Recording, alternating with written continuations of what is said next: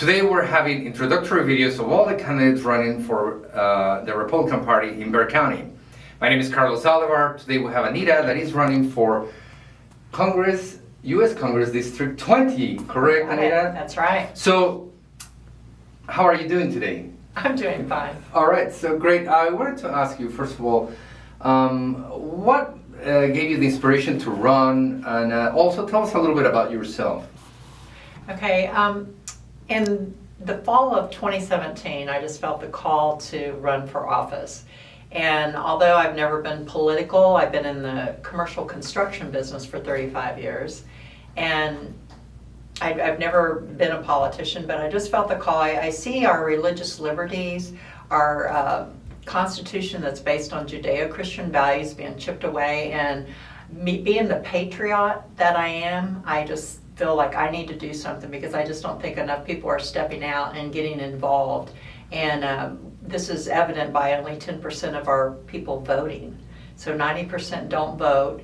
And so I'm also encouraged to rustle up the Christians especially to get them to vote and make their voice heard, because I don't believe their voice is heard. I agree with you, yeah. So what do you think qualifies you to run? Well, when God calls you, you're qualified. So I feel that I'm qualified. Being in the commercial business for 35 years, it's like being a glorified babysitter. And I know that Congress and most political offices, you're there to solve issues, to solve problems. So I've been doing this for over 35 years, dealing with issues every single day, gut-wrenching decisions, and being able to clearly identify the pros and the cons, and focus on what the best solution that is win-win for everybody. And so I've already been doing this. So that's what I feel qualifies me to run for Congress. So great. And so give us 3 points issues that are important to you in this race for Congress. Okay, the most important issue for me is religious freedom, because I see that being chipped away. I'm glad to see that President Trump signed an executive order to put prayer back in school, because that was one of the things that I really think that our children need to have an encouraging environment, and an environment where they can learn and excel. The second thing is our Second Amendment, which is the right to bear arms. I am a gun holder, a licensed gun holder, and I really feel that this is our Constitution had this right in it, and I don't think that we should be doing any red flag laws or anything. If we do any kind of laws, it should be against the criminals, not for the righteous bearing gun owners that follow the law and do what's right.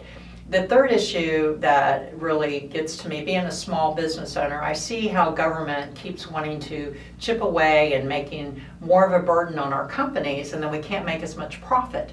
And we really need the government to stay out of our business and let us run our business as we see fit. As long as we're not harming anybody, I don't think government interference should be a part of that. I totally agree. So finally, give me 1 or 2 examples of conservative issues that you have participated on, that you have been involved with.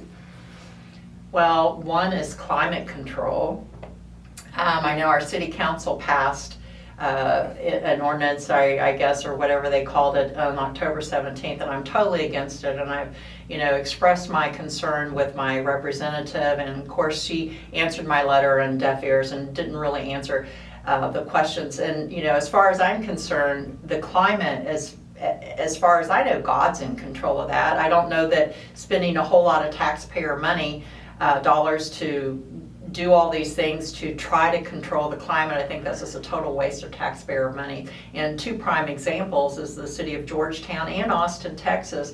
Both of those got big contributions from Bloomberg, and then they implemented these climate control issues, and now Georgetown's residences, every one of them are paying 63% higher utilities than all the surrounding areas.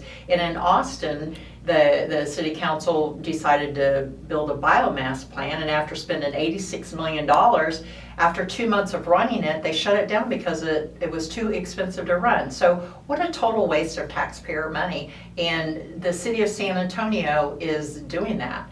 And I've gone down to City Council, and I'll continue to go down there to fight that issue, because they have only gotten 11,000 people's responses to that issue, and they're making decisions, and clear that that's not even 1% of the population of San Antonio, and they're making all these decisions that are going to cost the taxpayers money, and I really think that somebody needs to step up and doing that. So that's one thing locally that I'm doing, but that is also tied into the federal issues that I'm, working towards. All right, well, this wraps up for today, but there's more information about Anita on her website. So look at her website, and we will have a link below. Thank you very much for listening. Bye.